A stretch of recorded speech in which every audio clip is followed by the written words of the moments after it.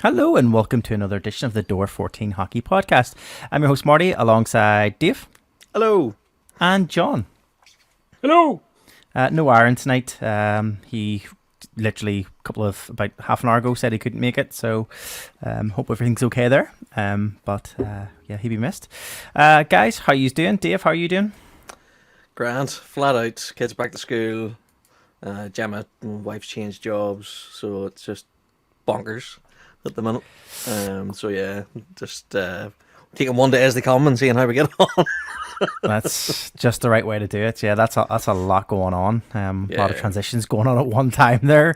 Hopefully that settles down in the next week or two. Anyway, once the kids get settled back into school and everything else, I did get to see your face and get to see the kids and stuff in person there at the start of last weekend for the preseason game. They had a great time.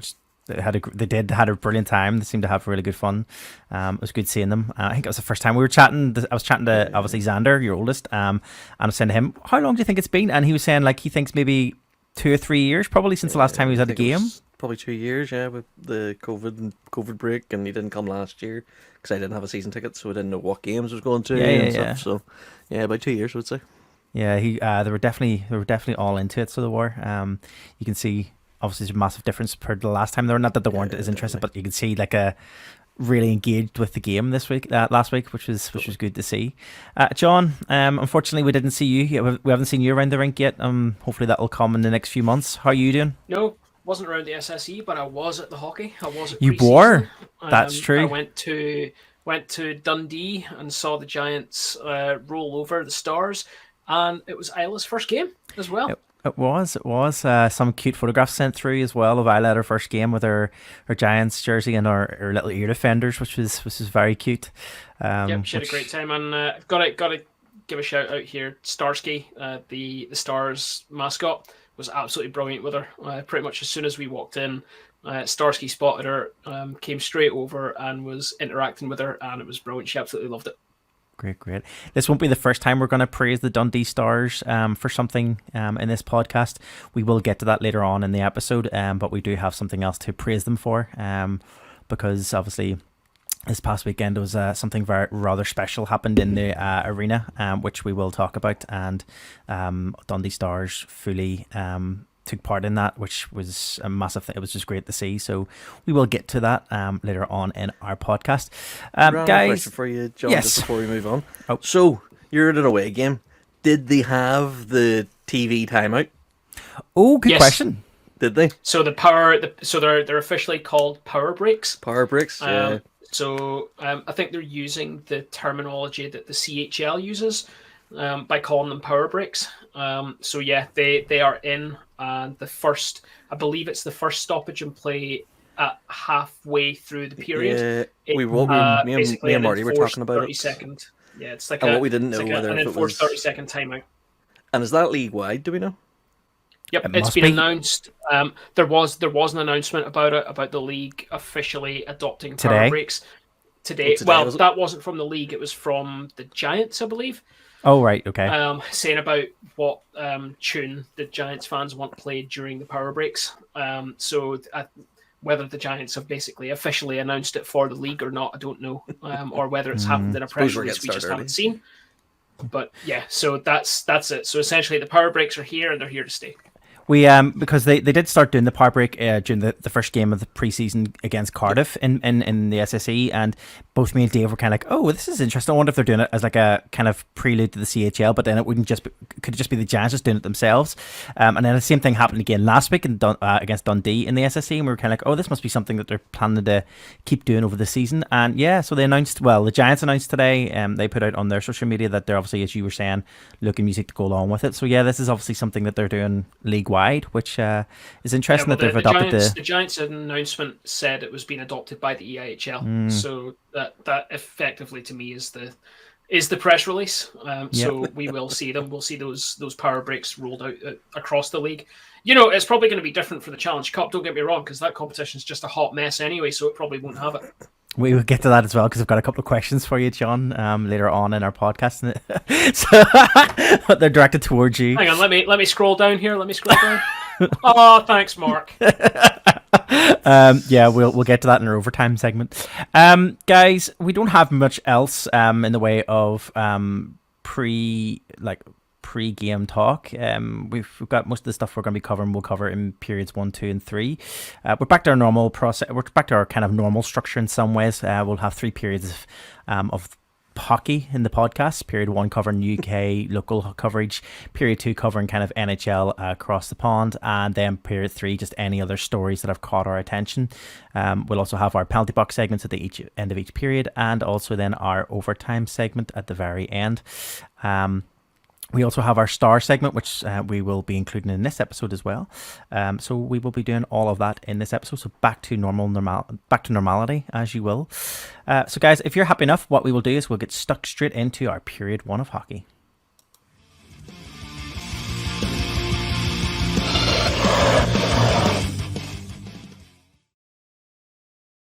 Okay, our period 1 of hockey is any stories and news from around the UK. Okay, I'm going to start off with just some initial stories for this period, looking particularly at the Elite Ice Hockey League. The first one of that is obviously this week where they announced the Premier Sport. Obviously, we knew was continuing their sponsorship of the Elite League, Premier Sports Elite Ice Hockey League. And also on top of that, they have announced this week as well the Premier Sports initial fixtures, new voices as well added to this year's roster. So Premier Sports have announced that they'll be doing 500 ice hockey games set to broadcast across the channels from the Elite League, Challenge Cup, NHL and WIHF championships.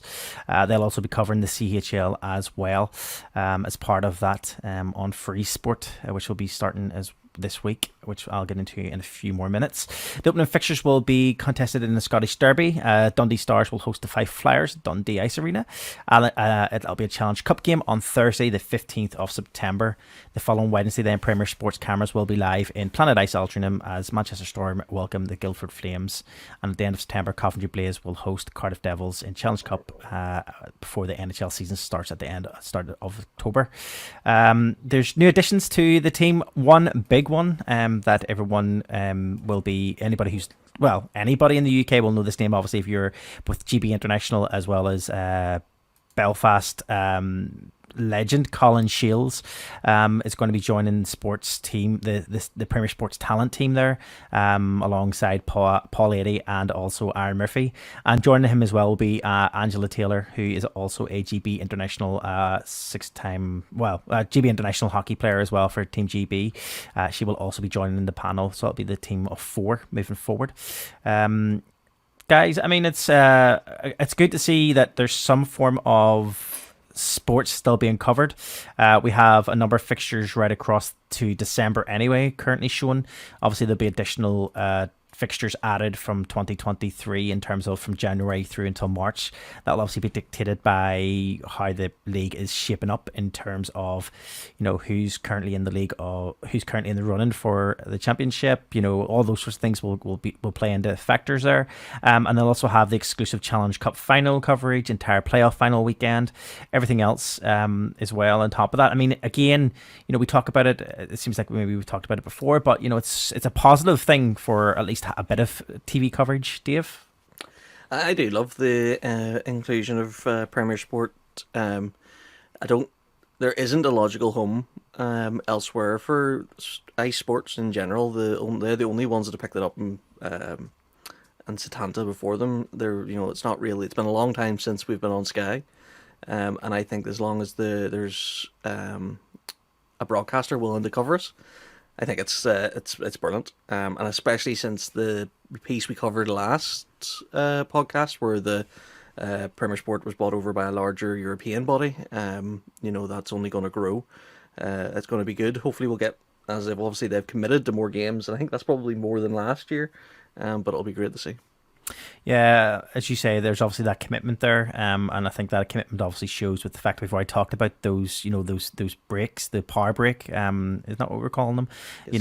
The fact that they've introduced that to the league is part of that in terms of just getting people prepared for the fact that I think it must be also to do with highlights as well, in terms of they can split the highlights probably better as well if they're going to do a highlight show as part of that in terms of before the games are shown. So it's a positive step. John, I mean, again, as Dave already alluded to, it's with the buyover there recently with Premier Sport, moving forward. I'm sure there was no doubt that they were going to pick up because we knew the name hadn't changed for the league and stuff, and obviously the league still being sponsored by Premier Sport. I mean, the fact that we've got new voices and the likes of Colin Shields added to that team, that's only a positive thing as well. No, it is. Like, I mean, there's only one reason Sheds went away and got his new teeth, and it's to look good on TV. I mean, that's going to be blinding in 4K if he smiles at anyone while he's on screen. It's interesting. It's definitely good to have any sort of broadcast deal for the league. But it is interesting when you look at the breakdown of the games that have been put out there. And there was a little bit of social media backlash against Premier and the breakdown of the games.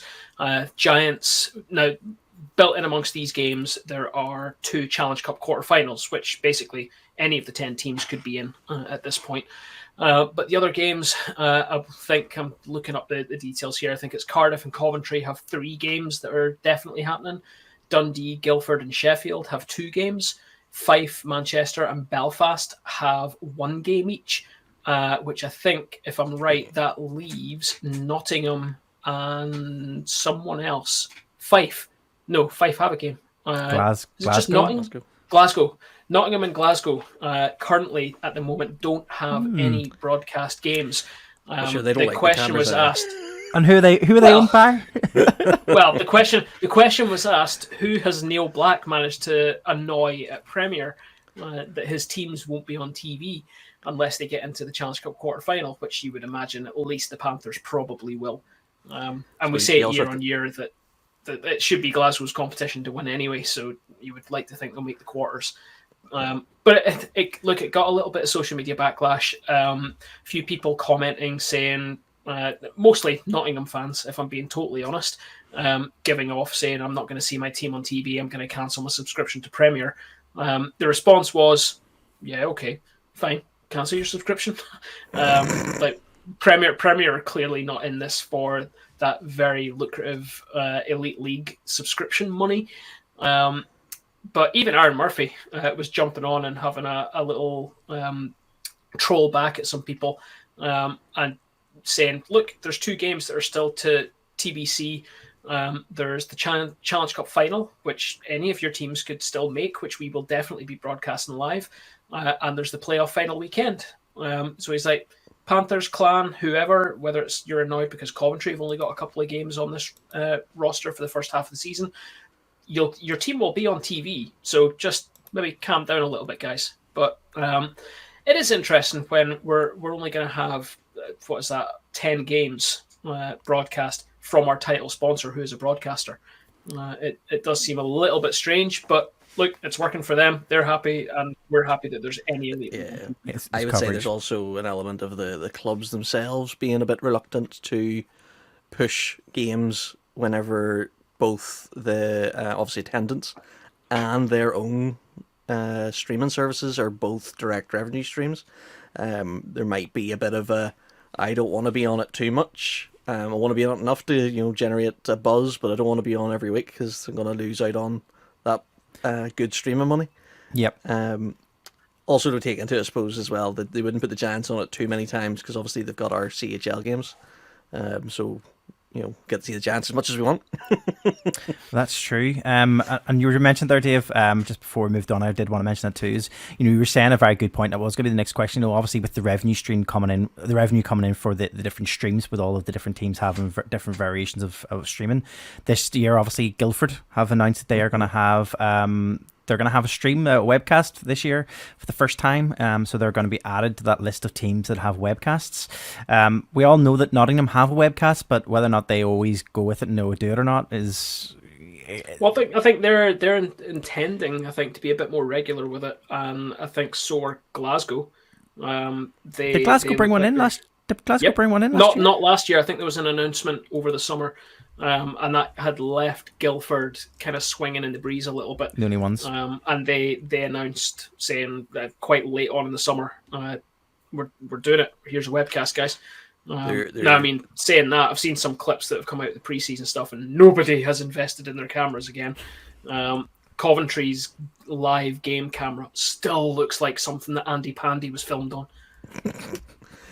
The I don't even know what Andy Pandy is, but okay, Dave. now with everybody having some sort of live media presence, either every game night or at least available, there needs to be a push then now for a unified platform for everyone to, so you have one place to go. Now the money can go wherever the heck you want.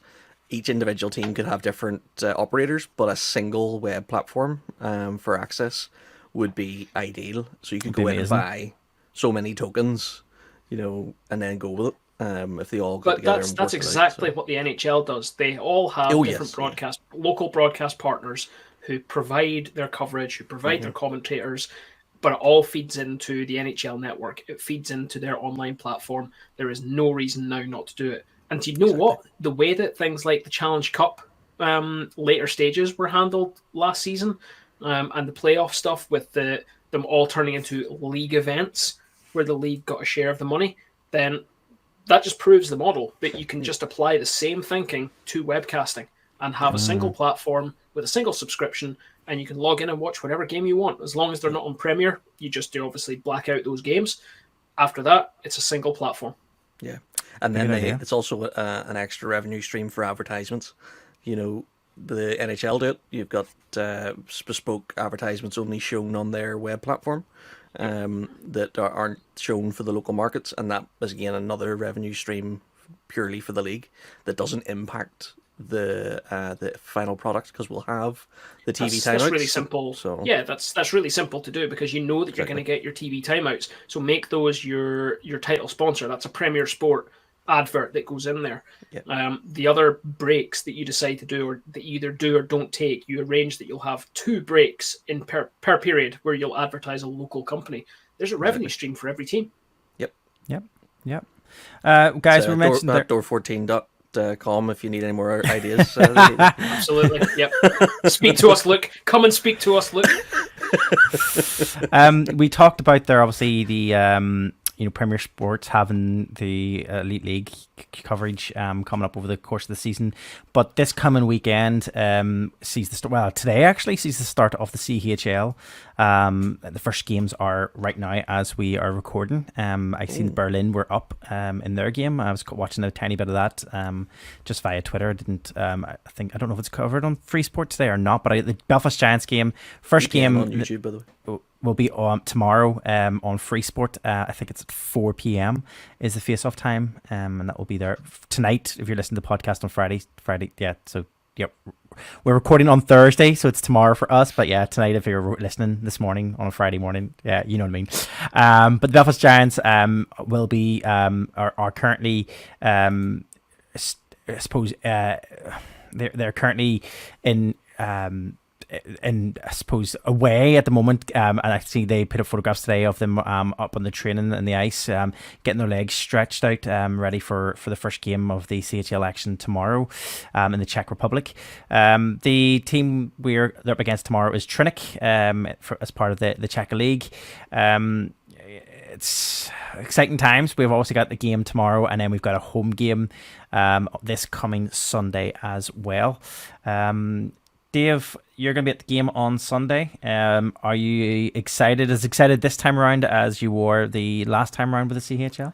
I love the CHL. I know there's the detractors, maybe slightly less than there has been before, but I think it's there's absolutely no drawback to being in a competition where you're playing teams that are, in essence, a caliber above our league. Now, that's not saying that they're better, because we know the Giants on any given night can take anything to the wire.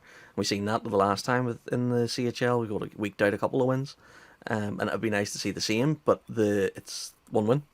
The big benefit though is you get to test your mettle against some of the best teams in Europe, and it's definitely going to be something they're going to be able to take something away from, and I think it's going to be nothing but good things.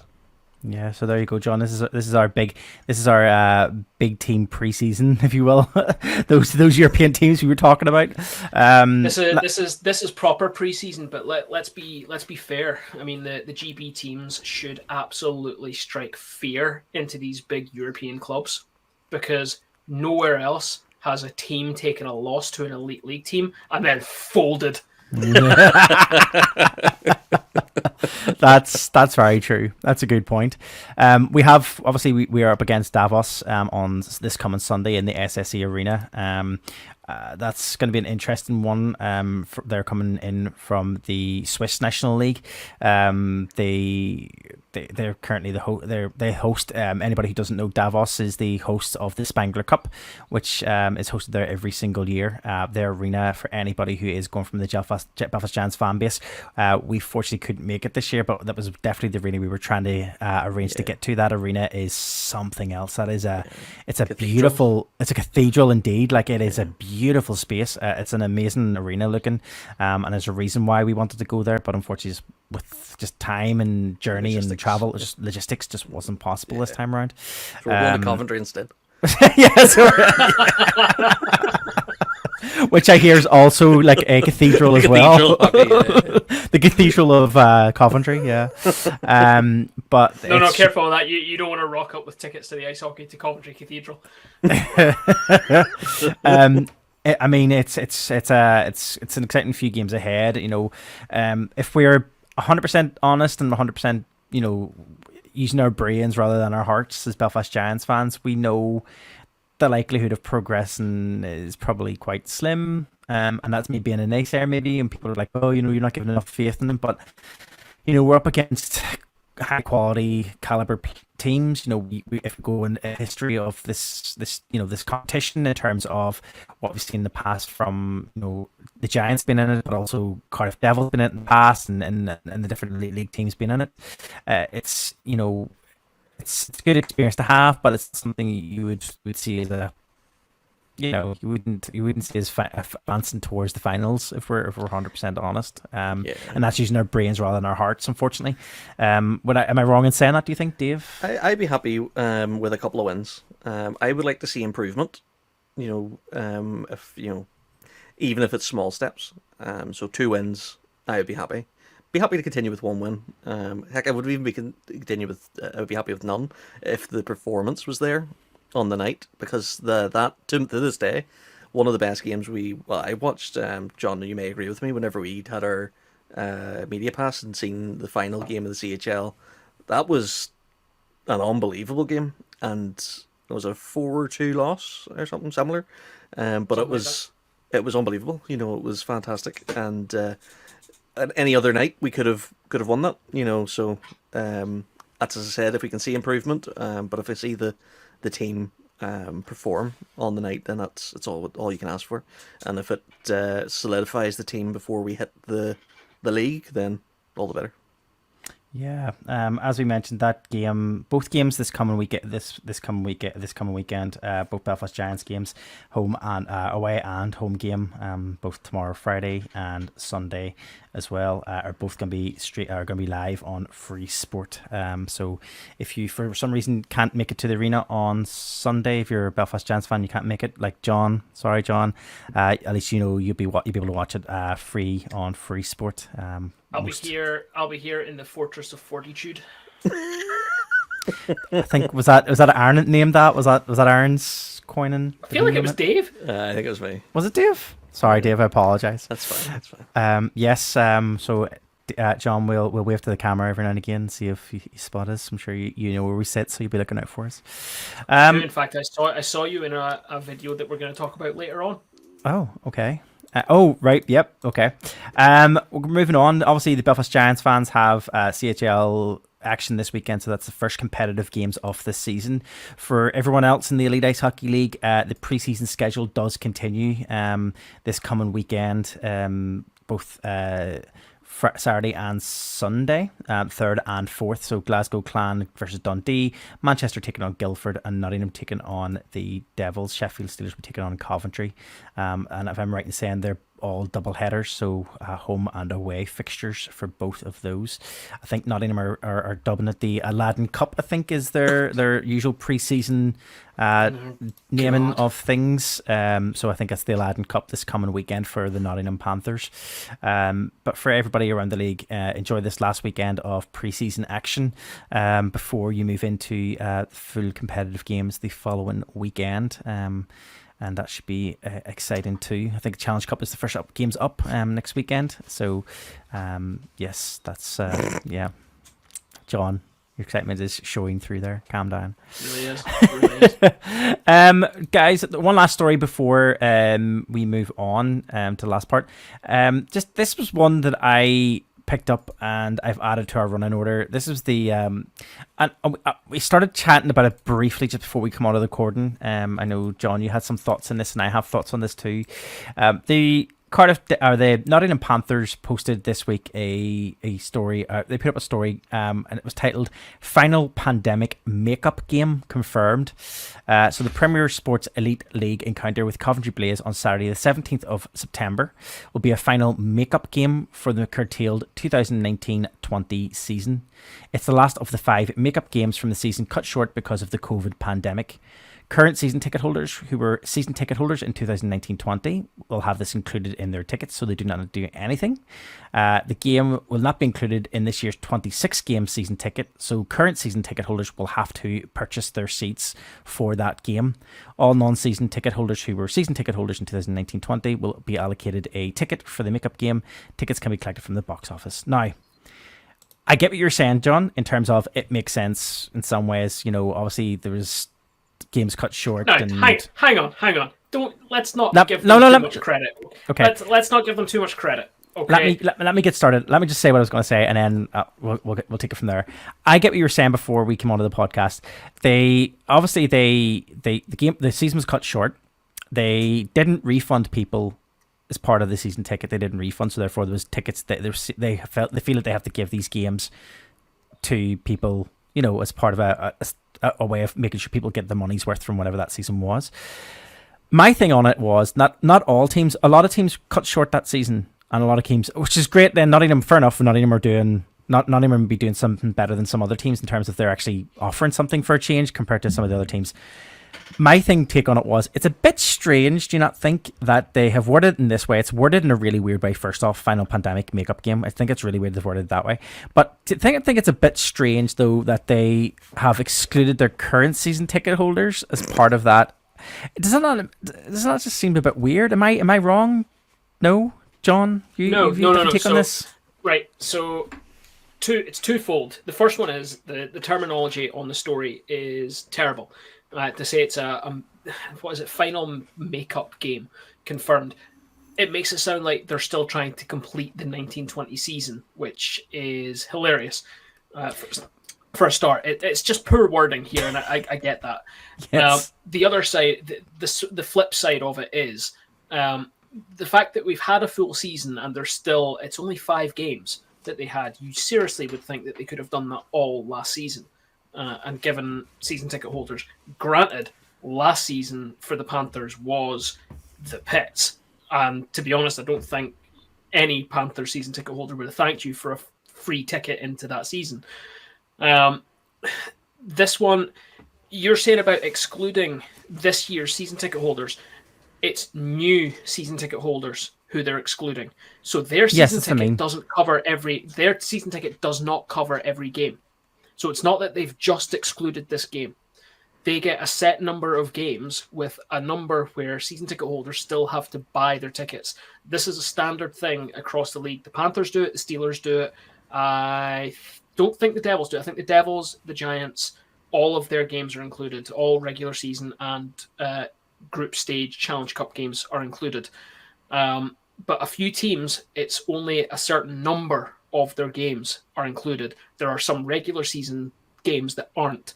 So by not including that game in this year's season ticket, it means that is something that they're giving back to those fans who were season ticket holders in the pandemic season. So they're saying, right, everyone starts on a level playing field. Everyone gets 26 games out of the 32 games, 35 games, whatever it is that's across the group stages of the Challenge Cup and the Elite League. They're then saying, right, here's game 27 for you guys who missed out a couple of years ago. So that's what they're doing. So I don't think it's weird that they've excluded, and they haven't excluded anyone, if I'm being honest. They've just added on for those older existing 1920 season ticket holders. So it's fine. their terminology and use of language is terrible. Not as bad as the Steelers, but it's still pretty bad. Here's one for you. So, and no, this is no disrespect to Coventry or anything like that. Why did they pick Coventry? Why didn't they pick, like something like a big game? Do you know what it is? I don't have the energy to look at what games are included in the Panthers season ticket. I would assume that given it's the biggest rivalry in hockey, all the Sheffield games are probably included already, and all the Giants and Devils games are already included. If they were smart, that's what they would do to make a full barn for those games. I would assume that the likes of Fife, Dundee, maybe Coventry, which seems a bit sucky. I mean, Coventry can be a good team to play against. I was thinking more for the last few seasons. They haven't been title contenders. That's just being truthful. I was thinking more along the lines of it was maybe just like for like. So maybe they just picked the 5 teams, because they said it was 5 games that were included. This is the last of the 5 games. I'm just thinking, is it like for like? Is this a team that they were supposed to play as part of those 5 games, and therefore they're just making sure people are getting the same team again? Was it that the other teams were maybe Cardiff, so they gave a Cardiff game previously? Was it that one of the other games was maybe against Dundee or someone, and was that one of the games they've included as well? Obviously you could go back and have a look. I'm not going to because I couldn't be bothered. But don't get me wrong. If it was the Giants, I'd go back and check it. But we get all the games anyway. This is true. It was just weird when it was put out. I messaged you guys, and first off, my brain was just kind of exploding because, as you say, John, it was just the way it was worded. I was like, why make it sound like as if like you didn't complete 2019? Like, why make it sound like it's games that you just have to finish from 2019? It didn't make Honestly, any sense. When I first looked at it, I went, Jesus, Neil Black really wants a trophy really bad that he's going to travel 2 years back in time, play games for a season that's not there, and then say, we played more games, give us the trophy. Nottingham Panthers, 1920 Elite League champions. There's only one other thing that I wanted to raise, and we're not going to go into much detail on this because obviously obviously there's other people around the UK who know more about obviously the EIHA and the SIHA and stuff. There obviously is some issues going on in NIHL, both Division 1 and Division 2 at the moment, and maybe we'll have a look a bit more into this before their season due to start. We'll talk about this maybe in the next podcast. Obviously it's the start of the month, and there's a couple of issues, a couple of concerns at the moment in relation to, I think, the number of teams with not enough players currently covering not full rosters, I suppose you should say. Don't know a lot of detail on it. It's only stuff that we've read today that was put up kind of early this morning. So not really much homework done on it. Apologies, but it'd be interesting to maybe look into that maybe the next episode, guys, and just kind of see what's going on. Maybe reach out to some of our friends in the know in those other leagues and kind of get a bit more information about what's going on. So I just thought I'd mention that because obviously we talked about it earlier. And we'll maybe focus on that maybe in the next episode, if that's all right. Yep. Perfect. Sounds like a plan, yep. The only other thing then in this period is, although it's not technically, it wasn't officially something that's been followed up by disciplinary action, but we do have one feature for our penalty box. So we will get stuck into our penalty box for period 1.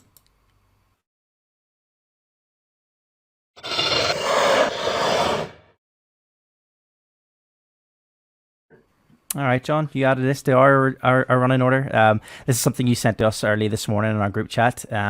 This was an incident in Coventry against Nottingham Panthers this past weekend during their, I should say, I'm just going to preface this. This past weekend and this coming weekend is, and I'm going to put it in inverted commas for anybody who can't see, who's not watching our YouTube. It was friendly games or preseason friendlies. We should put in inverted commas. But if it was anything like the Belfast Dundee game in the SSE Arena this past weekend, it was anything but friendly. It was pretty desperate, feisty and fiery. And it didn't look like. You can really tell where they learned to coach. You know what I mean? Where Jeff learned to coach. It's definitely Adam Keefe's style of team. It was an interesting take, but I guess there's no gentle playing in Coventry and Nottingham, was there, John? Well, first things first, there's no such thing as a friendly in hockey. The second one, this game was actually yesterday. This was Wednesday night. This was a midweek game, even better. This is on a school night. This happened. in the game, Panthers were kind of rolling over the Blaze. They were certainly demolishing the Blaze. They looked to be having a fairly poor kind of game. That was up until late on in the third period, I believe, with just about 5 minutes to go. A Coventry player made a run up the ice and was tripped on the play and then made contact with the netminder. Now, with the Nottingham netminder, I should say. Now, to my mind, guys, in that play, the Nottingham netminder Dubois instigates the contact. He sees the Coventry player coming towards him. He leads in with the blocker. Now, regardless of what happens behind the play, after all, Dubois gets up and tries to have a go. He definitely throws a couple of hands, either with the blocker or with the catcher. But the initial contact is all from the netminder. Now, all kicks off because the Coventry player, while he's on his backside, standing next to the netminder, decides to sweep the leg of the netminder and he goes down hard on his backside. Now, I don't want to go light on this either. The play by the Coventry forward to, not even the play, the decision to take the legs out from the netminder is dangerous. The netminder goes down, he goes down flat, and he goes down potentially to the back of his head as well. It's not a great look for either team in this one. Now, Dubois gets thrown out the game. He got 5+ game for illegal equipment, I believe was the call on the night. And I think the player only got a 2 minor, or maybe it was 2+5 for what had gone on the ice. Someone will correct me, and I'm too lazy to go and check what the call actually was. But it's an interesting one. You guys have had a look at the video as well. Dave, what's your thoughts? Are you in the same thought process as me on this one? I do agree. To an extent, it's hard to tell, but then none of these calls are ever easy to get 100%, but there's definite contact from the blocker with the player, which is enough for the ban, or the kick out, the boot from the game.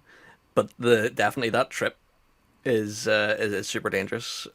See the netminder's padding around his backside, down his back, is like almost next to nothing to allow them the movement to get in front of pucks at the front, and they aren't as well protected on the back.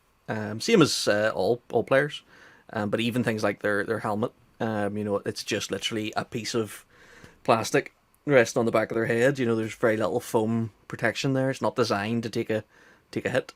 So it is dangerous, and any of that needs to be stomped out, definitely. But the reaction straight after is sort of what you expect when you see your netminder go down. And here's hoping we don't see too much of that in the season to come, either the first event or second. Marty, you in the same boat as us? Yeah, very much so.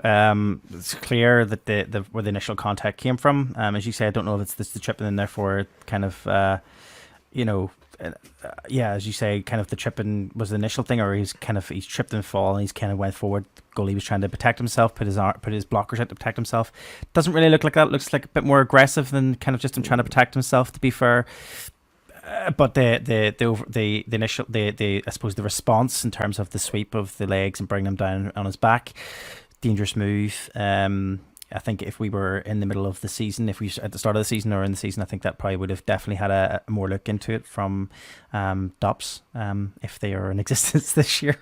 We'll see. Well, this is my other question, guys. Like, considering that we are in preseason, we are still under the AIHL rulebook.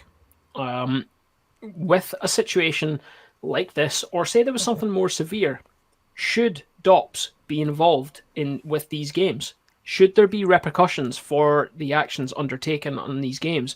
Or do we just open up the book and say preseason, anything goes, guys. Go and take each other's heads off. No, I think you're right. I think if we're in preseason mode, if it's being ref by the official referees of the Elite League, and the Elite League is, it's an official Elite League. Well, it's a recognised Elite League fixture in terms of just preseason and everything else. And as I say, their officiating is involved. I think it should be exactly the same. They should be following the same rules and regulations. If there's a severe enough incident happens in preseason, then it should be followed up. I mean, if we look at the NHL, when you've got the preseason games and all those earlier games before the league sets off, if there's anything that rises in there that looks to be of any kind where player disciplinary should be taking place in terms of bad behaviour or misconduct or whatever that might be, that is reviewed, and that action is taken and added to the start of the NHL season. I shouldn't see any difference here. It should be the same, and I'm quite surprised actually that wouldn't have been looked at. Or I suppose maybe the teams officially don't ask for rulings on reviews yet because it's not something that you do in pre-season. But I would imagine if that was the first game of the season, that would have been definitely something that Coventry and Nottingham in particular, would have probably put out to say, I want that reviewed to see what happened there, maybe to start with. But Dave, it's Elite League. One other thing that occurs to me is Nottingham's new netminder the easiest to wind up since Craig Kowalski? I was about to say it'll be interesting to watch him to see what happens, because he did. He was very quick to react to that trip. Okay, yes, it could have been bad, but even throughout the game, you could see he was a bit cagey. A couple of really unbelievable saves he pulled off, and then that goal, I think he wanted back, but it was. You could tell he was something was getting under his skin, and we all know Coventry have a proclivity to do that. So it'll be interesting to watch to see if he is. We always love a good character in this league, so we do indeed. Must have been really interesting as a Coventry fan watching the opposition's netminder go mental. Can we also just throw it out there into the ether? 14 minutes is not a highlights package, Coventry. 14-minute YouTube video is not highlights. That's nearly a period of hockey. Catch yourselves on. Just it was so filled with interesting things that happened in that game. Dave, all of that happened 12 minutes into the video. There's literally, if you watch I watched that whole video to try and find that, not knowing what time it actually happened at. There's so much of guys just skating at centre ice. It's like there's so much pointless hockey in this highlights package. It's horrendous. For 5 minutes. 5 minutes is a highlights package. For anybody watching on our YouTube channel, our YouTube video of this podcast, the highlights there were provided by the Coventry Blaze, so all credit goes to them for those highlights.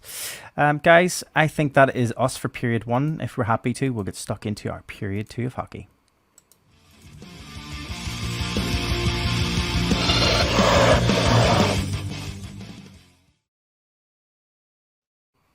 Hello and welcome to period 2 of hockey, where we'll talk about hockey from everywhere in the world apart from the United Kingdom, usually with a bit of focus on the NHL.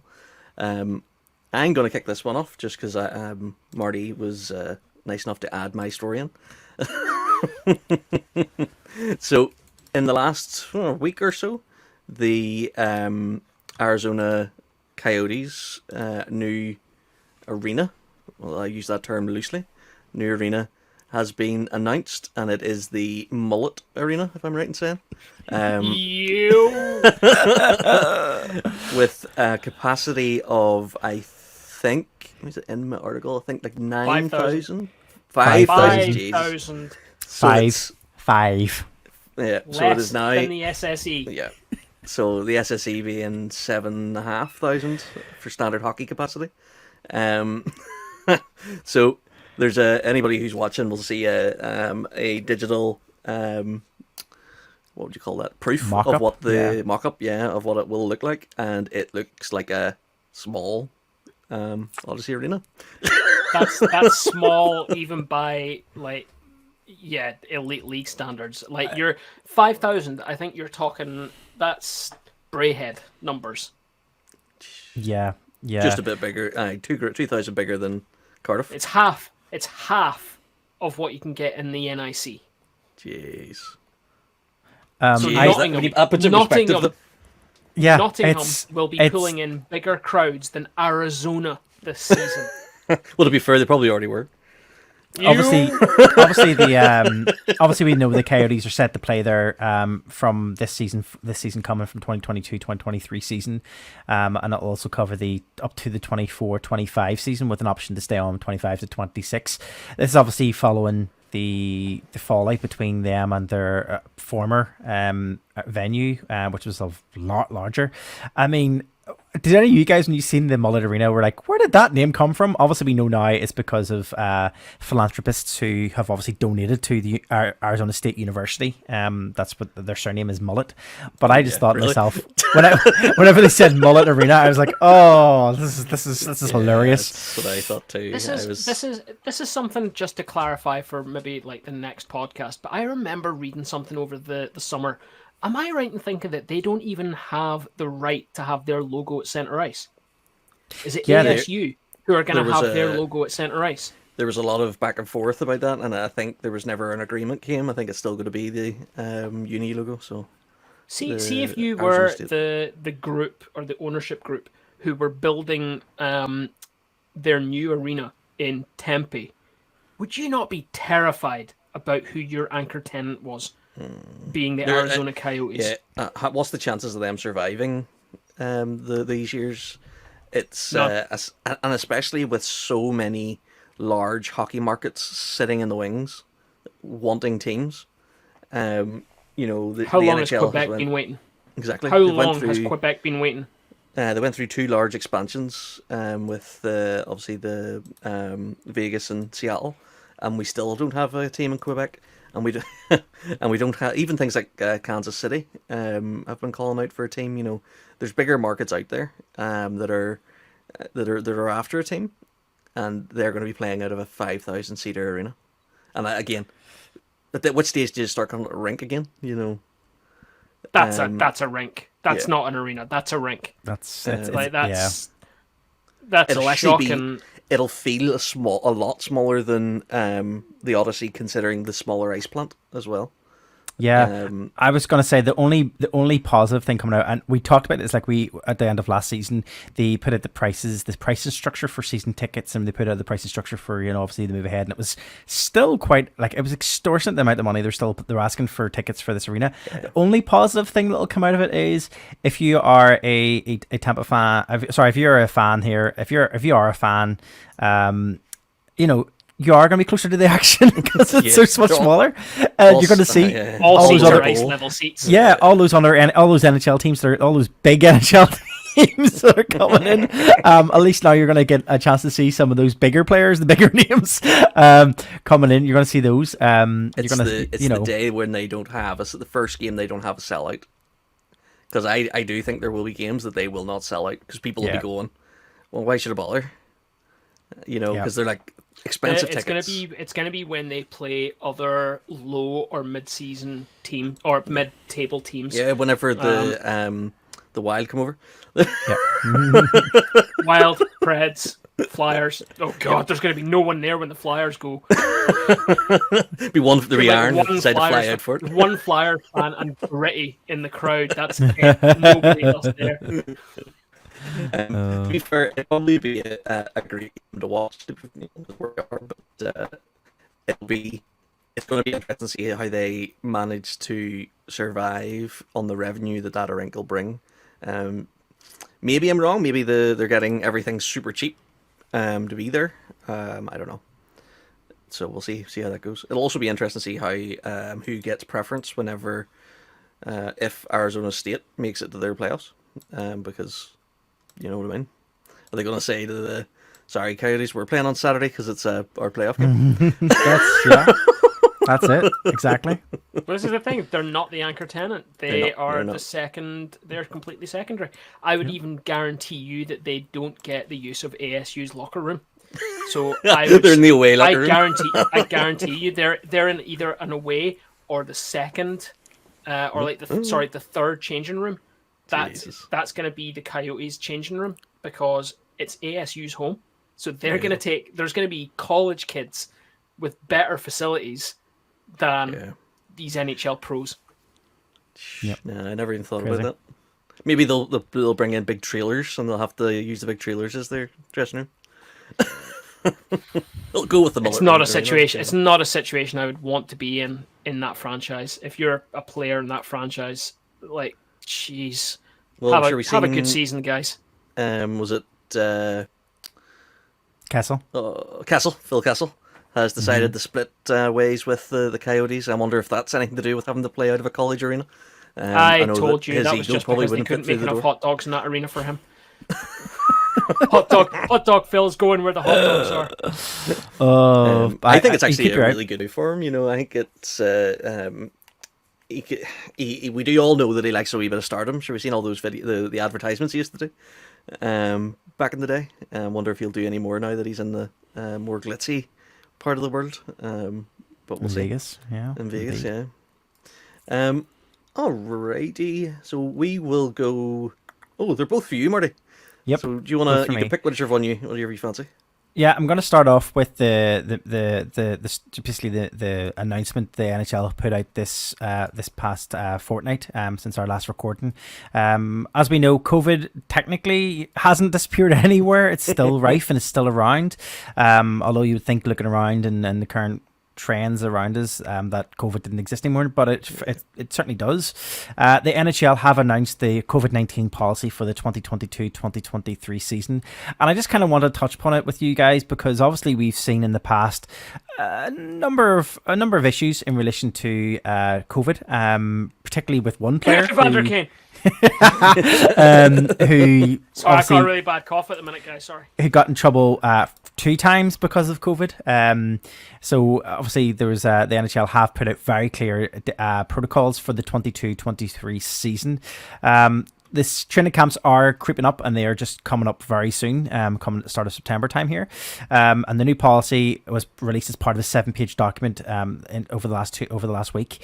In the official document, the protocols created by NHL recognise the health and safety of players and personnel in the NHL still a priority, and high vaccination rate of club hockey operations and player personnel was very positive in the run-up of the 2021-2022 season. For the upcoming season, though, players are not required to have received the COVID-19 vaccine, but they are strongly encouraged to do so, as well as keep up with the boosters dosages as eligible for whenever they're eligible for them. The one thing that does come up, which is the pressing issue, which was an issue that happened last year, is still the same one around the travel. Travel is one of the most pressing issues when it comes to COVID-19, and the NHL has instituted some new guidelines for the coming season, allowing clubs to suspend unvaccinated players who are ineligible to cross the border under federal and provisional laws without pay for every day that they are absent from the team activities. If a player develops COVID-19 symptoms, tests positive, the player will isolate for at least 5 days and only permitted to exit isolation when their symptoms are gone and have received permission from the NHL's Chief Medical Officer and the NHLPA's Chief Medical Consultant. Players who continue to exhibit symptoms following initial 5 days isolation will continue to isolate and only be permitted to leave after the lab-based PCR test returns a negative test as well. If a player does test positive for COVID-19, said player will continue to be paid for their salary for as long as they are unable to participate in club activities. For the postponement or cancellation of games, the NHL has outlined that the league will work in tandem with the commissioner to determine whether playing games offers potential risk to the health of players and club personnel, and they'll make a judgment as to whether the games in question will be moved to a later date. All in all, basically what this kind of is alluding to is that if a player does not have the right to cross borders or cross into another district where a COVID-19 vaccination is required, and the player has the option not to have a COVID-19 vaccination, then the team are within their rights to suspend the pay for that player for the days that they can't attend club activities in said location, which is one thing. I don't think that was done before, and this is an interesting one that they've brought in. The second one then is obviously then that conversation towards the end of that thing around the whole thing around games being postponed. What they're currently saying now is that previously where they had 1 or 2 teams, when a team had a number of players that were tested positive, the game was automatically kind of judged to be not playable because key players were out of action, therefore they would move dates and stuff. What I think they're trying to say here, if I'm reading it wrong or reading it incorrectly, maybe you guys took it up differently, was that if it's 1 or 2 or a small number of players that have tested positive, that the likelihood is the games will continue just with a depleted team. is what I'm getting from it. Maybe they'll have that taxi system in again with players coming in. But am I getting the same? Are you guys getting the same kind of feeling around that as I am? And John, you getting the same? I think probably the taxi teams probably you won't see. I think what they will end up doing is treating guys who test positive the same as if they were on the IR. So it'll be a call up and send down type task, but the send down will be the isolation. I think they'll be given an allowance with the NHL to call guys up from the minors to fill those gaps. So I don't think travel is still a big thing, and the guys coming from AHL, OHL, whatever, they are still having to travel to be with the team. But I think what's probably more likely is that they are gonna, just do a call up type thing and do it that way around rather than using a taxi squad, because that's a huge financial implication on the teams as well, is to have that taxi squad sort of ready to go. They're still taking part in team activities. They're training with the main team.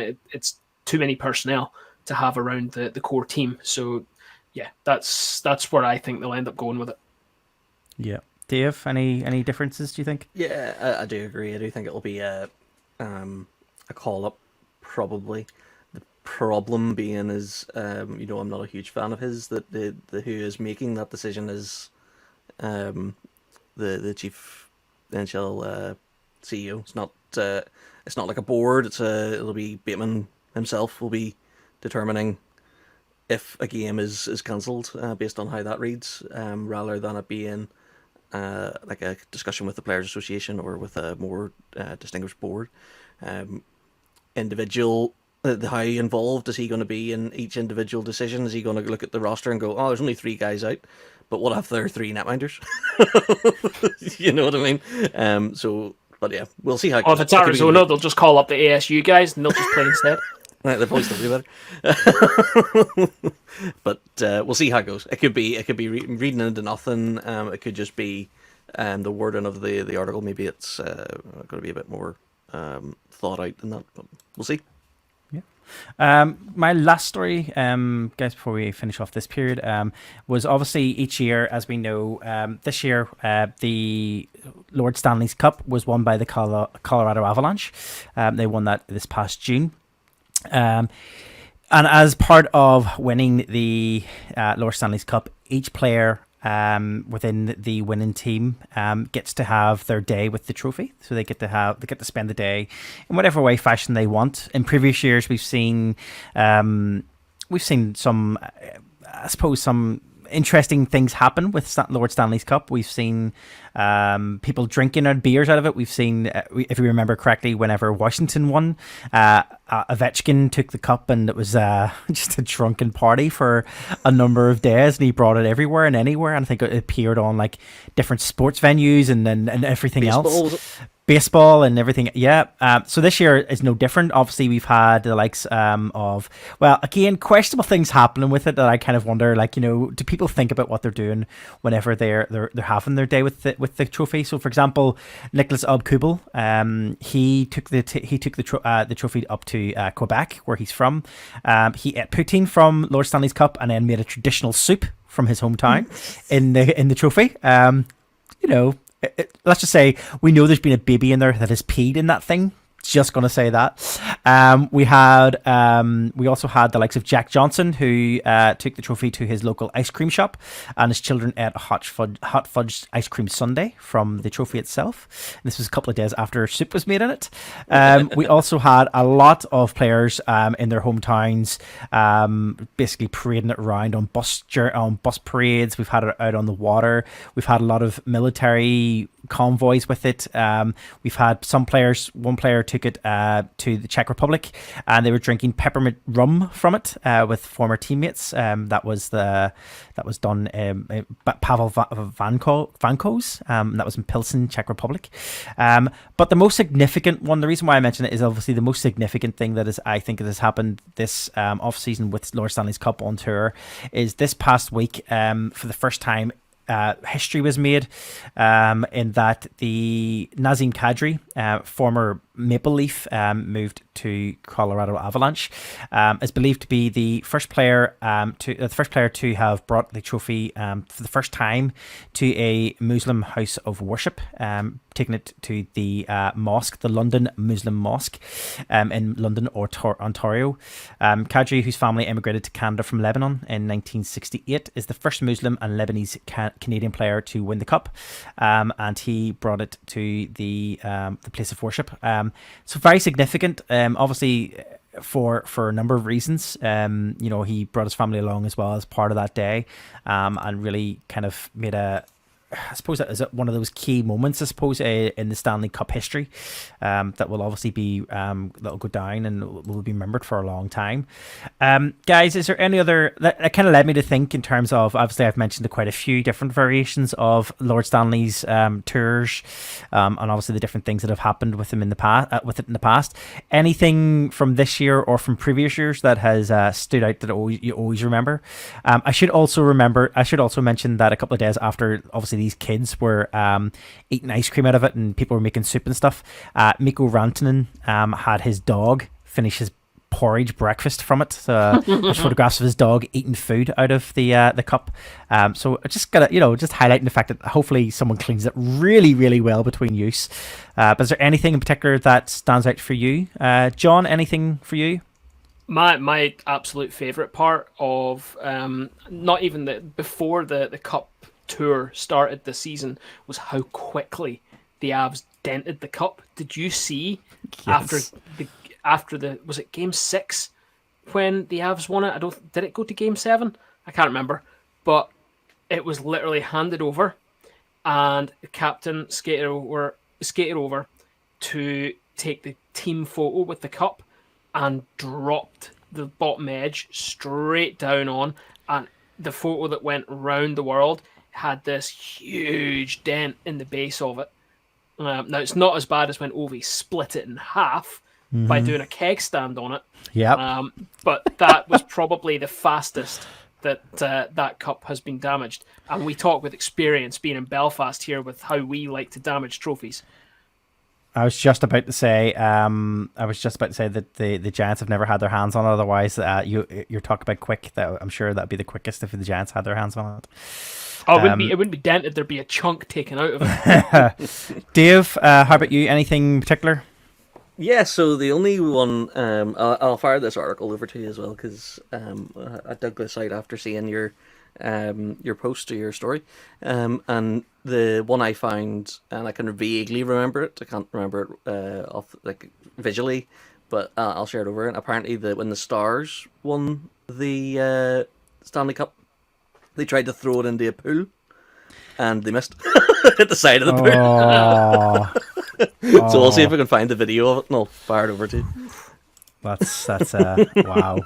Can you just imagine the depth of feeling that the keeper of the cup had watching that? Not only were they throwing it probably out of a window into a pool, but the fact that it missed. Can you imagine the noise it must have made?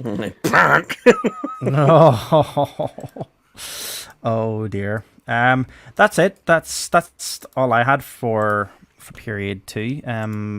Dave? Yeah, I think that there's no overtime this week, as I don't think we've had any preseason games outside of the UK as of yet. As we said, the CHL has started, but we'll see the proof in the pudding as they go along. But I think that is us. Was that right in saying for this period 2 of hockey?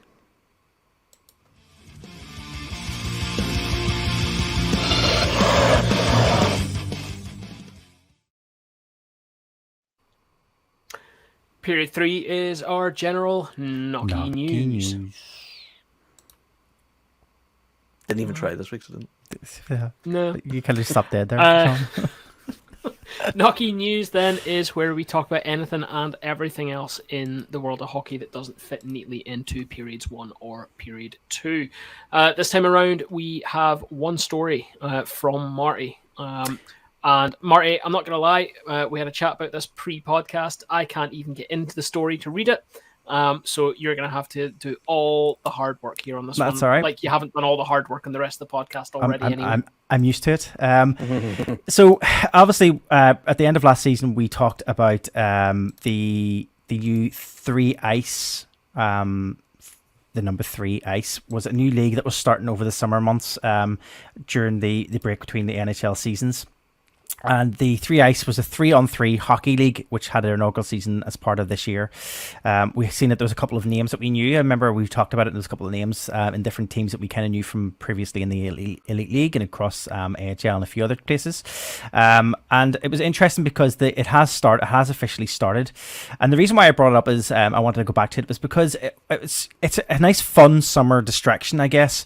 But after it started, it's kind of made people start looking at it from a point of view of an interesting take on the rules of the game and how it's changed and trying to make the game flow quickly, because obviously it's 3-on-3. They're trying to get it to flow, trying to keep it as much action as possible, keep it as fun as possible. But it's thrown up some interesting questions from a number of different commentators within NHL, particularly, who have just been discussing some of the finer points of the rules and regulations within the 3 Ice League. And guys, I wanted to put up six of the rules, kind of the regulations that are happening, some of the game, the styles of play, little changes that will be unfamiliar for some people in terms of what they're normally used to within the NHL as well as here in the Elite League. And I kind of want to get your thoughts in terms of what you thought was viable, or if there's any of these that you think were quite interesting in terms of things that could be either implemented or should be implemented, or things that could be changed. And more so maybe thinking about, obviously we see that in overtime as well within the NHL and with ourselves, when we go into overtime now, we have we don't do 5-on-5 anymore. It's 3-on-3 in the overtime section too for NHL.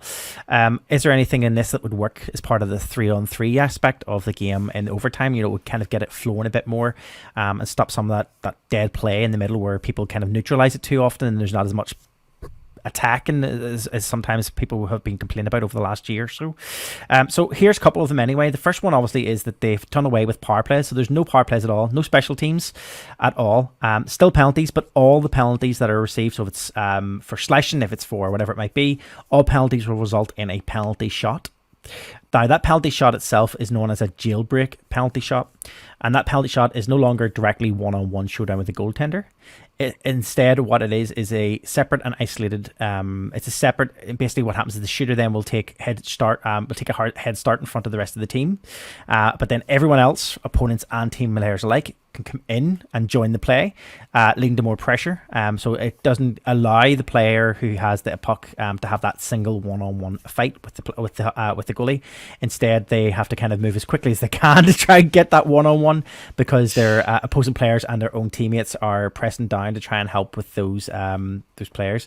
There's a possibility of rebounds as part of that as well, and there's also even passing plays too. So if you are going down and you feel that you could pass it instead and push forward, you can do that too. There's a few videos out there on YouTube, some highlight videos of the 3 Ice, which we'll link in on our website after the podcast. It's worth having a look at because it is quite exciting the way it's done, and it's quite fast flowing. And it kind of does remind me kind of a bit of if you've played the NHL 2022, 2021, there's a feature, there's a game feature in that kind of like a street hockey type idea, where I think it's do they call it rink hockey? Is it where you play it on the ice rinks and stuff? It's an outdoor kind of feel to it. It kind of has that feel, very much so. It's kind of got that more free flowing kind of feel to it. It's kind of more, I don't know, there's more interaction with all players and the ability to kind of stop playing and play and decide what you want to do in that moment. A couple of bits that I did find interesting. I can't imagine the no power play thing ever really taking hold in the competitive 5-on-5 games or in the competitive games in the NHL or Elite League. Some of the things I do see though that could be of interest is this next one. The next one was pucks off the netting remain live. So a puck that does hit the nets above the glass. So if you imagine where we sit in door 14 on our side on the west stand and also on the east stand, there is a net that goes around that side. For anybody who's familiar with the rink, I think most rinks will have that as well. I know definitely Glasgow has that. I know Nottingham have the netting as well. I think most teams do have it above the plexi, on the sides behind the goals. And if the puck does hit that netting above the glass, it will be still live. So once it comes down, if it bounces back down onto the ice, instead of it just being an automatic stoppage of play, the play continues wherever it falls down. Nothing stops, and it just keeps continuing. The flow keeps continuing. That's something I do see that would work, I believe, but I'll get your thoughts in a minute. The next couple that I just kind of wanted to highlight, there's 3 more. Intentional icing penalty, so a puck that hits the netting above the glass.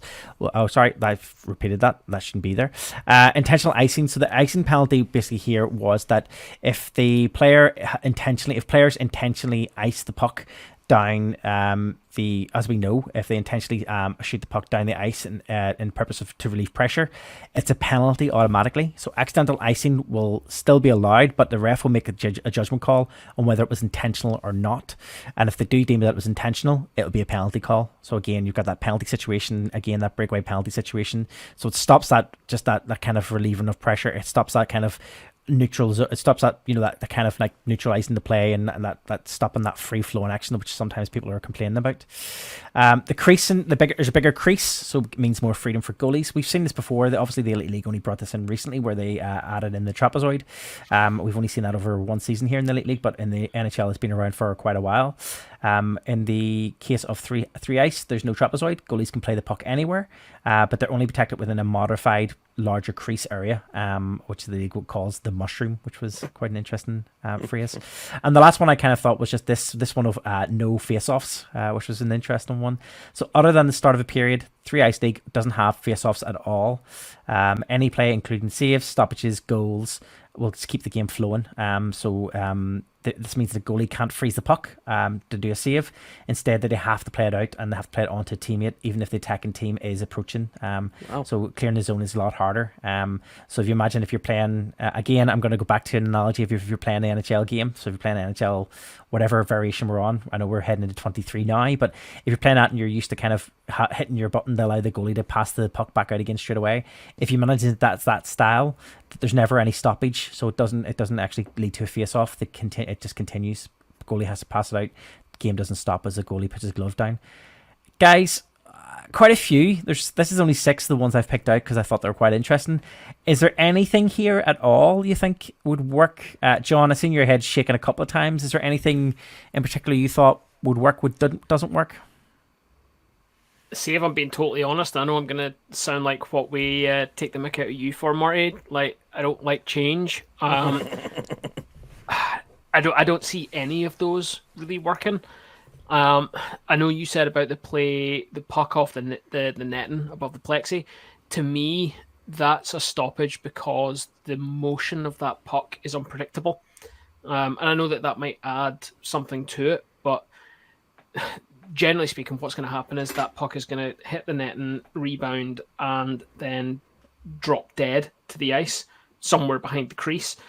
The other thing as well is, unless you're going to nail that netting really tight to the plexi, more often than not, it's going to drop down and be caught either in the little scoop of net that they have at the bottom, or it's going to drop down into the stands.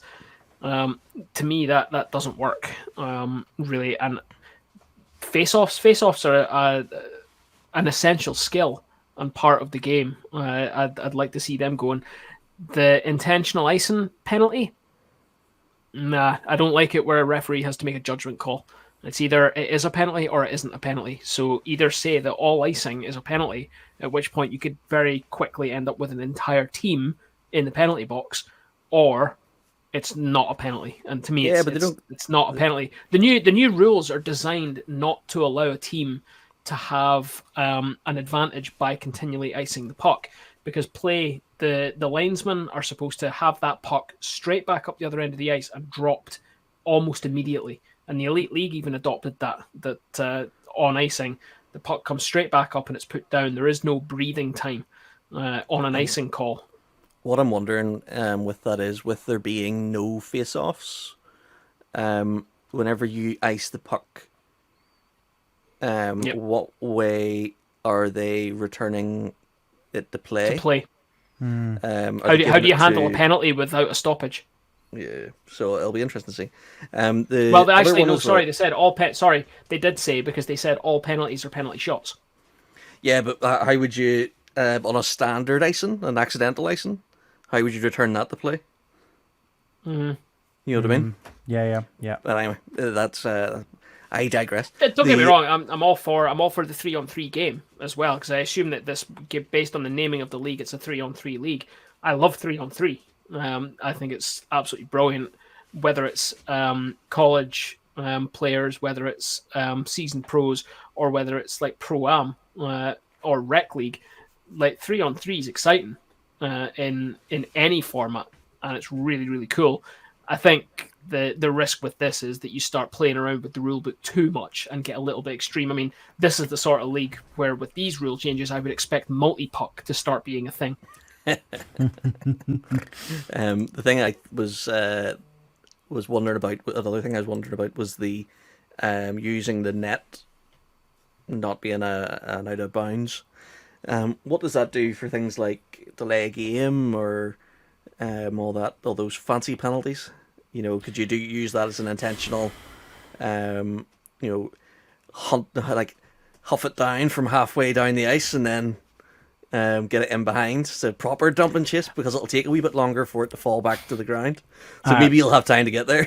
I guess it's the same way again as they're doing. I guess it's the same as what they're doing with the intentional icing. I'm guessing it's a judgment call based on what the goalie see or what the ref sees, and if the ref sees that it looks like it's intentionally been done, then I'm going to guess. But on the icing, I suppose what Dave you're talking about is the ability to touch up the puck, but I would assume they would play hybrid icing with that. So it would be about the position of the players. Yeah, and then it's still a judgment call, and don't get me wrong, I don't like where there's a grey area.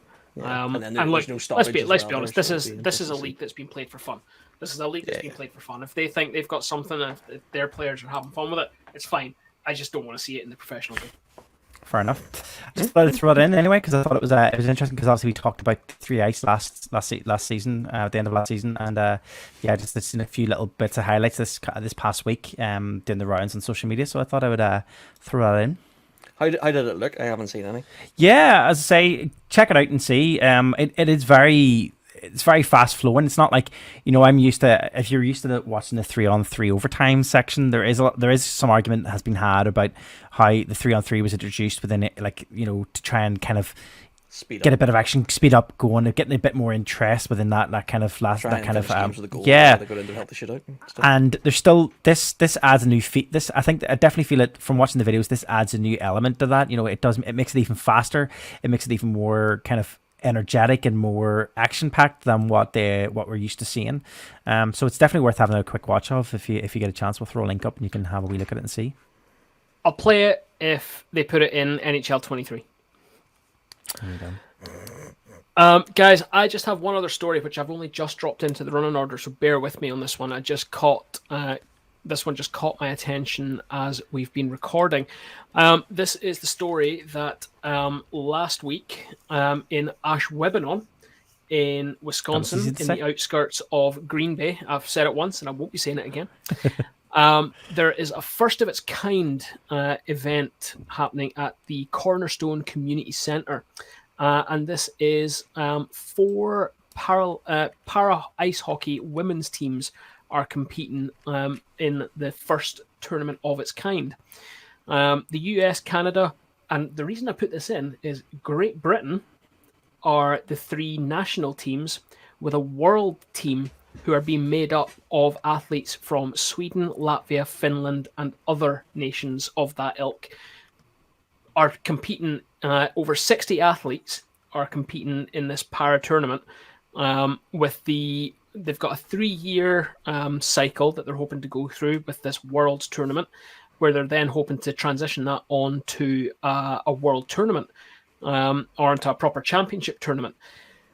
But for me, the big story here is that Great Britain are on a par with a hockey system with Canada and obviously they're on par with Great Britain. They are Great Britain. They're on par with the United States and Canada, with other countries having to come together to put a team together in a way that GB and these other 2 massive hockey nations have been able to do. Now, I bring this up because I think this obviously must be linked to the money that has gone into ice hockey and specifically into para ice hockey by UK Sport. One of the British athletes gave an interview for this piece on a local website saying that I saw a post on Facebook last summer saying, "Do you want to try sport? So come on down." That, to me, that's absolutely fantastic. This is a way into hockey for people who may not have any other way in other than being in the stands. So to me, this is absolutely fantastic. Yeah, I mean, we talked about this at the tail end of last season, and then again, they're obviously just in the last episode and stuff. Obviously, of the key funding that is coming in as part of development, both within the game of hockey, and also para ice hockey as well. And we talked about this prior to the season ending. If you remember correctly, we talked about not just the UK putting investment into development of para hockey over the next number of years as part of the success after the most recent Olympic Games, but we also seen even here in Belfast there was a bit of investment put into buying new para sledges as well here in Belfast and around the local area as well. So there's obviously huge development, huge investment has been happening within the game there, and this is exactly as you say, John. You know, it's grassroots, people seeing it as part of it, ads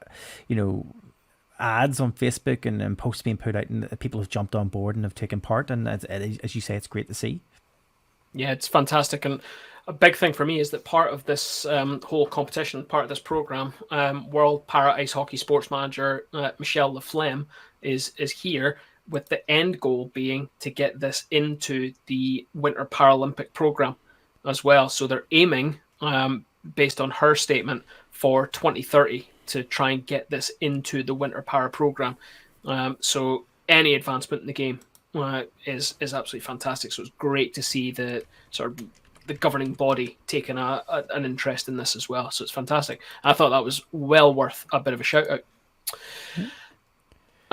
Guys, that is the end of Knocky News. We have nothing else to chat about there, which brings us on to the first time this season, I think, the Star segment.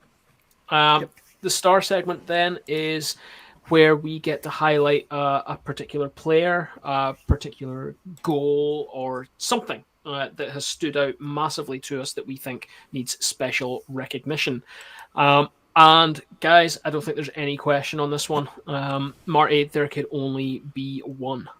Yep, for anybody who is in attendance at the SSE Arena this past weekend, or if you watched online, you will have seen that the Belfast Giants beat the Dundee Stars 9-4 at the SSE Arena at the end of regulation time. However, there was additional 5 minutes of play as the Belfast Giants announced their new signing, number 14, Ethan McLean. Ethan is no stranger to the SSE Arena. He fulfilled a lifelong dream this past weekend of being named as part of the Belfast Giants roster and played his first game on the SSE ice. Unfortunately, it was his first and his last game as the number 14 for the Belfast Giants. We have got an official statement from his people today. I've been asked to read that out, so let me just get that up here. It's with much sadness that it has been announced that Ethan has decided that he has to give up his skates. Will continue in the world of professional. It would be unlikely to be continuing in the world of professional hockey. Other teams could not handle how good he was. He's taken his professional chirping. He's going to take up his profession as official chirper instead. So he is retiring after just one game. I think, going hang the banner. Hang the banner. Ethan came on at the end of that game, as we say, scored an impressive hat-trick, adding to the tally, so 3 goals scored by Ethan, and also got into a bit of got into a bit of an argument with the referees at the time, and I think it was the first time I've seen a ref getting sent off and put in the sin bin, put in penalty, time out for 2 minutes for misconduct. I think it was unsportsmanlike conduct, I think was the official penalty that was called on the night.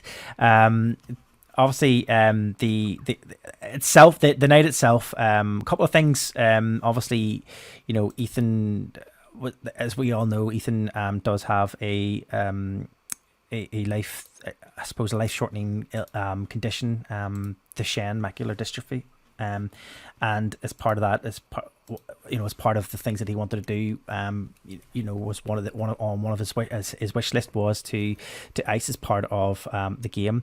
The Giants have let us use the footage, the highlights. So thank you to the Belfast Giants and Belfast Giants Live TV for allowing us to kind of watch this as we're talking here. But Ethan did come on, and the crowd, fair play, stayed in their seats after the game came to an end. I mean, the sound, we don't have the sound on, but if you listen to it, if you've watched it back, the audience went, the noise was deafening for whenever Ethan joined the ice. And a couple of shout outs, I suppose. Obviously Ethan himself obviously is our man of the match for the night. But I think all fair play have to go as well to the refs and the official Elite League officiating team on the night who stayed on the ice and took part of this and had a bit of fun with it. As well as that, also Dundee Stars, the full team, after the game had finished, the full team stayed on the ice for the length of time with Ethan, helping him fulfill that moment and also celebrating with him as well at the end. They also, I think one of the big things as well towards the end of the game, which we haven't seen in a long time because obviously of COVID regulations and COVID things, was they did do the line of handshakes at the end, and they went along and he got the handshakes with each of the players as they went off the ice. And I think, Dave, we were both in attendance, and I think you said it yourself, fair play to Dundee for taking part. I have to say that it's been a while since you've had really huge respect for an away team, and whenever we both said it and both did it, we clapped the Dundee Stars off. They deserved it, and they could have been grumpy Isle whatsits and just stormed off, but I think Jeff Mason's picked the right bunch of guys to have in his locker room, and they all relished the opportunity to do something so special for Ethan, and he will it'll be a landmark for Giants and for him, and it's, as Gemma said it, there wasn't a dry eye in the house. No, there really wasn't. It was definitely a special moment for everyone that was there. And as I say, the noise was just deafening the whole way through. John, we, I think you more so out of the rest of us. You've built a really good, strong relationship over the years with the McLean family. With Ethan and his mom and his sister and stuff. Your thoughts, your take on it in terms of what you've seen from the highlights and stuff. It's absolutely fantastic. The only thing I'm sad about is that I wasn't in the arena for it. The McLeans are just absolutely fantastic. Ethan himself probably has better insight into the game than the four of us do, and would do well to start his own podcast if he was honest. And I would definitely unsubscribe from ours and subscribe to his if he did ever do it. But yeah, it's fantastic to see the. I think we need to definitely give a shout out to two people in particular in making this happen for Ethan. The first is Laura Small in the organisation. She, time and time again, proves that she is probably one of the most important people in the Giants organisation. The work that she does behind the scenes, setting this sort of thing up, the community outreach stuff that she does is second to none. And being able to set something up like this for Ethan to give him that experience is just massive. And having over the years conversations that I've had with Ethan's mum Yvette and his sister Amy, it means an awful lot. The second shout out has to go to Scott Conway as well. Scott Conway was the Giants player who escorted Ethan around the ice and was embarrassed by him with the level of skill on display. The Team GB setup, obviously Adam Keefe is a GB coach as well. He would do well to immediately drop Scott Conway from the GB lineup and sign Ethan if it wasn't for the unfortunate announcement of Ethan's professional retirement. So Scott Conway can probably just stay in the GB lineup as a result of Ethan hanging up the skates. But in all honesty, Scott Conway stick taps to you as well for facilitating that. And it's absolutely fantastic. I'm sitting here watching it like I haven't seen it already about 15 times, and it's still absolutely brilliant to watch, and to see both teams on the ice with Ethan as well is just fantastic. Yeah, we obviously we're big fans, not just because obviously we do know the family quite well, but also we're big fans because he did don the a number particularly of interest to us, number 14. He is coming. His 14th birthday is coming up very soon. It is in September here. It's literally in the next week or two. And so yeah, that was no surprise that he picked the number 14. I know John, I seen you asked that number today. I think we kind of guessed. Do you know what I asked? I asked the question on Twitter, and Yvette answered me. And as soon as the response came through, I was like, I knew that. I actually already knew that. So suitably embarrassed by asking that publicly on Twitter, but doesn't change the fact. 14. What a number. I also just wanted just a quick note as well about this. Whenever you put out a tweet on our official account last week after the game, saying about being number 14, about the greatest number 14, and the first person to like the post was another legend that wore that number for the Belfast Giants, and Smotherman. He acknowledged it and liked it and stuff, and I was like, oh no, because we love you, Smo, but yeah. Yeah, it was nice. Smo's now the second best person to number 14. Second best number 14, indeed. Nothing to be sniffed at after seeing Ethan. Yeah, and I want I made the point to you guys as well, but Smo continues to show his class with all of this, because it would be one thing to say that retired professional hockey player Jordan Smotherman, former number 14 for the Belfast Giants, liked something on Twitter almost immediately around this story, and it wasn't just us. It wasn't just our tweet. He was liking stuff all around Ethan's story on social media. This guy's the head coach of the Worcester Railers, head coach and general manager of the Worcester Railers, and he's still keeping an eye on what's happening in Belfast. So yeah, we were very, very pleased, Jordan, to see your face crop up on Twitter again for in a Belfast Giants manner, shall we say.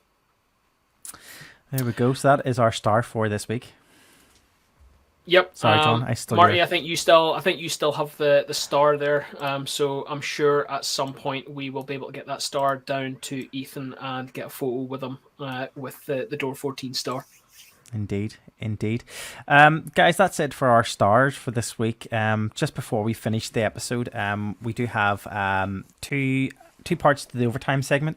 The first part I just wanted to do was just a quick roundup of additional jerseys that have been released. Obviously, that in our last episode we looked at the jerseys that had been released up until that point. So we had the likes of the Giants jerseys, we had Cardiff's jersey, we had I think Dundee, Manchester, and Coventry, I think was who we looked at in the last episode. There was a Fife event this evening as of recording, which is the 1st of September at 7 p.m. But as of yet on social media, there has been nothing released that I can see of on their official Facebook or social media channels. I'm sure there's something out there from one of the Facebook, the Fife Flyers fans. If anybody can find out while we're talking. Well, sorry, I've just looked, and I mean, it couldn't get more Fife Flyers if you try. So at 6 p.m, they put a tweet out that said, doors open in 1 hour, who's joining us for a jersey launch? And then 1 hour ago, so about an hour and a half after they opened their doors, someone replied saying, when do we see the jerseys? Wow. Wow. There you go. That says it all. So we only have. So we are waiting. Obviously, Fife still have to release theirs.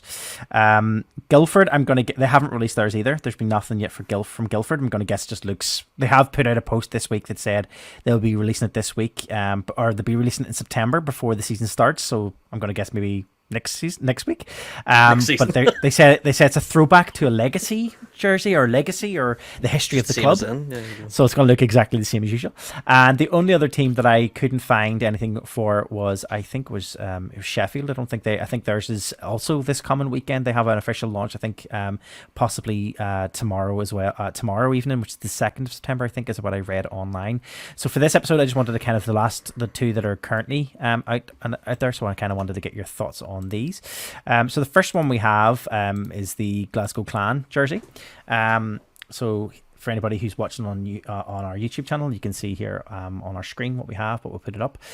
They have went for 3 jerseys this year, kind of similar to last year. They have we'll get to that in a minute. We have the home, away, and alternate grey jersey with the alternate logo G on it, which I still stand by is okay. But a couple of things jumped out at me, and I kind of wanted your thoughts on it. I know, Dave, you're looking closely at it there too. First off, is their home jersey blue? That's literally what I was about to say. Like, is it my monitor or that's the purple?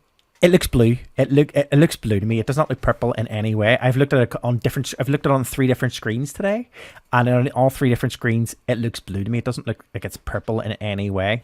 So I don't know. Maybe I'm wrong. It definitely doesn't, because look at the difference in color between the jersey and the tartan being worn by Mel Gibson. Yeah. So they're 2 completely different colors. Yeah. And how does that happen in the design process? We talked about Cardiff making a complete screw up. If you've got a design process where your mascot is wearing a particular color, and you then make your jersey a different color, yeah, which it's kind one of is like the team color? I kind of feel like they've moved away from their like the purple is kind of what they're known as. But they and the fact haven't. Look at the alternate logo and look at the purple on that. I know, but the color's still blue, which is weird. What's the deal with the double colors? Yes, thank you. I see that too. Are they just wearing a different jersey underneath? No. So I don't think it's a double color. So I did see some footage that came out of they didn't do a jersey reveal event, but they did a player introduction event, and all the guys just skated out in skinny jeans and clan sockies. So I think what's happening is the guys are wearing clan sockies and then have their jerseys on the top, which makes it look really, really weird, and it's really poor management from them to do that. The guys should have like bro cut V-necks on or something underneath. So all you're looking at is the jersey. Or a shirt, like the draft day, That makes a lot more sense now, because earlier on I was like, what was whose design was that? So I think the Saltire is on the socky, the Elite League logo is on their jersey. I really don't like their colours then on the actual jerseys. No, it's odd. It's the same as not the same as the Giants one, sorry, because the Giants colours are actually our team colours. The white one is the best one. The white one's the best one because it doesn't have any clashing colours on it. The purple is the colour that's on their mascot. The rest of it is just white. So that to me is the only one that actually has kudos with the team. I still think it looks a bit. I still think the white one loses a bit. It doesn't. It looks. I feel like it loses a bit of their brand identity in some ways. It looks a bit training jersey. Yeah, I just think that purple that they've come to be known for. It's just a strong color. Yeah, they've blue sleeves, by the way, on the white jersey. Look like that's what I was going to say. Blue. I can't see what the final design of the white jersey sleeves look like. It's blue, and I'd be interested to see that. Yeah.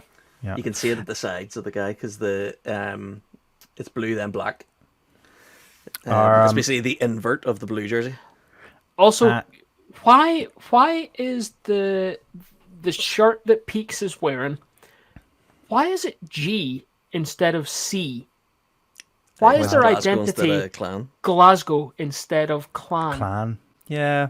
I like us having a big B.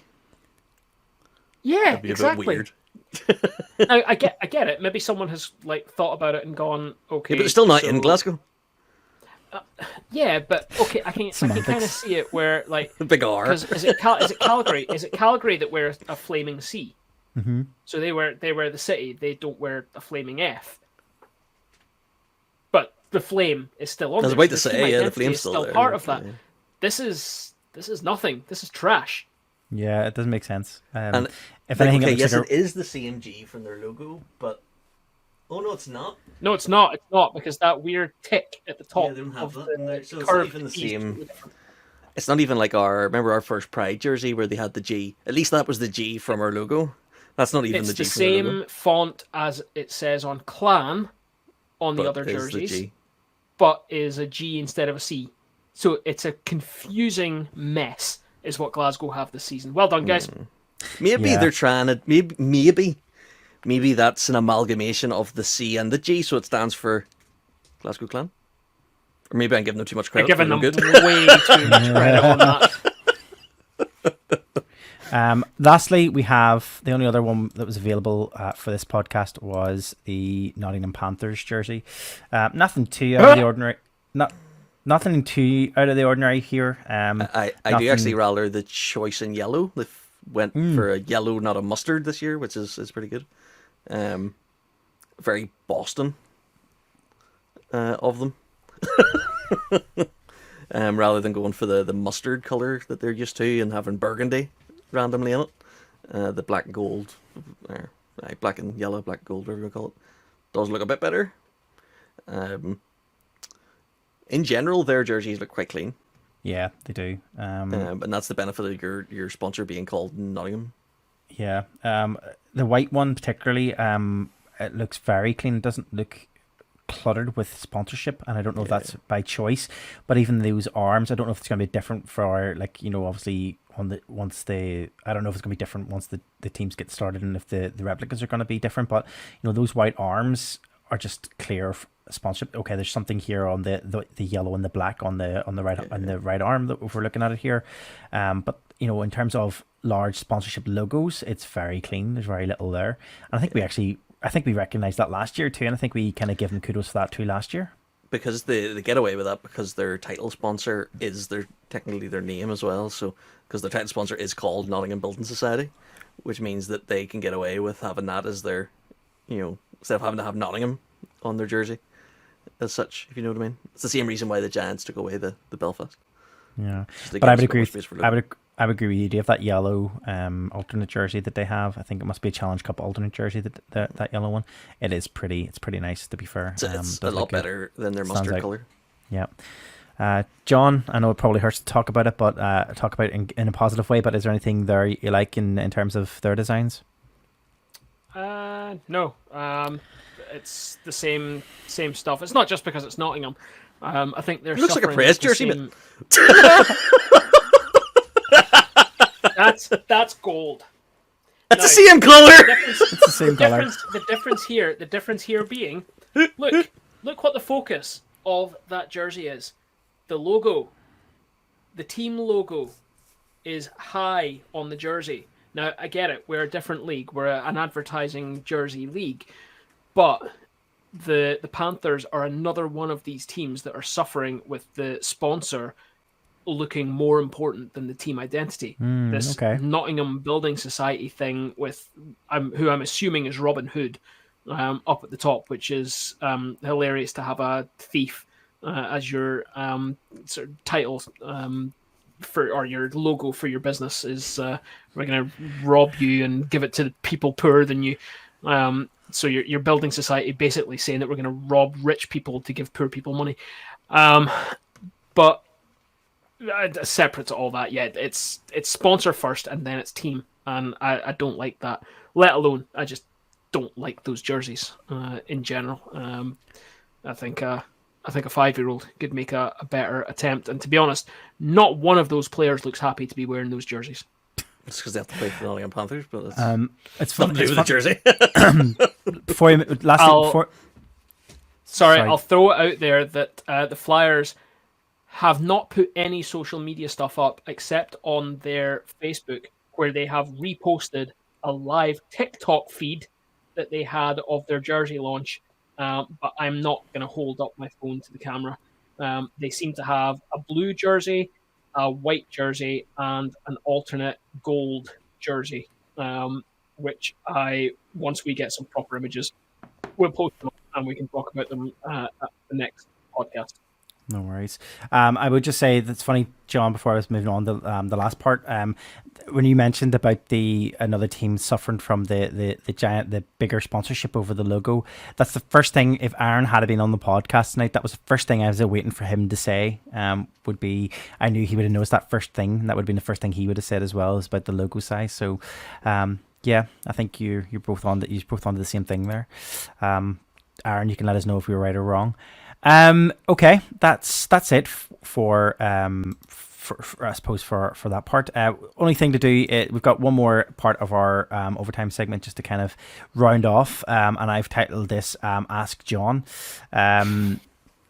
Just because it's not Ask John, it's the Mark Asks Questions of John segment. It just so happens that Mark has sent in a couple of questions for this podcast, but it just so happens that those questions, 2 questions in particular, those questions just happen to be targeted towards John. So, John, I'm going to bring up the questions now, and you can kind of give us your take on it. So the first question is, first part question, he just wanted to say, firstly, congrats to John on becoming a father, and has moved back to Bonnie, Scotland. First question is, does his lack of presence at Giants games this year mean that I can wind him up even more without worrying about a slap on the back of the head at the next game? And the second question... Continue. Ask the other one. I'll give him the second question, answer to everything. The second question was, can you get John to explain and elaborate on something from last week?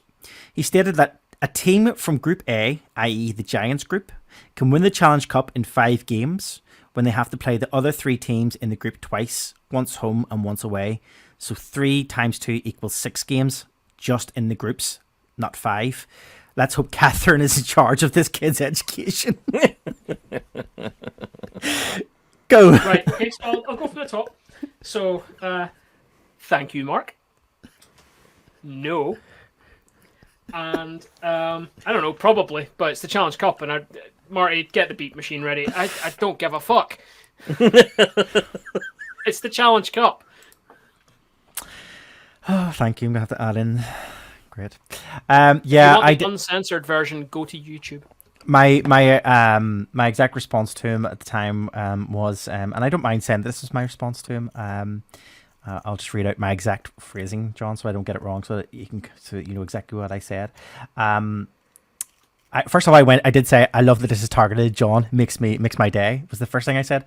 And I just said, it's John's sheer confidence when he says things that makes me believe him without question. So that's what I said, John. And he did say you would be a good salesman. So yeah, with that takes us to the end of this episode.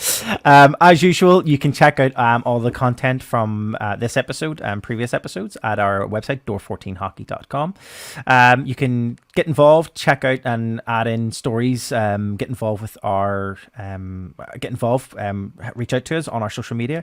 We're on all social media channels, Facebook, Twitter and Instagram at door14hockey. Yes. Hockey?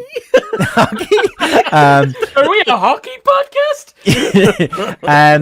Check out if you haven't done so already, you can check out our video version of the podcast on our YouTube channel, which links will be added to our social media channels, and it's also on our website. And also, you can listen to us as usual, both on what you're currently listening to or your podcast provider of choice, as well as your smart speakers at home, Google, Alexa, or Siri, whatever smart speaker you may be using.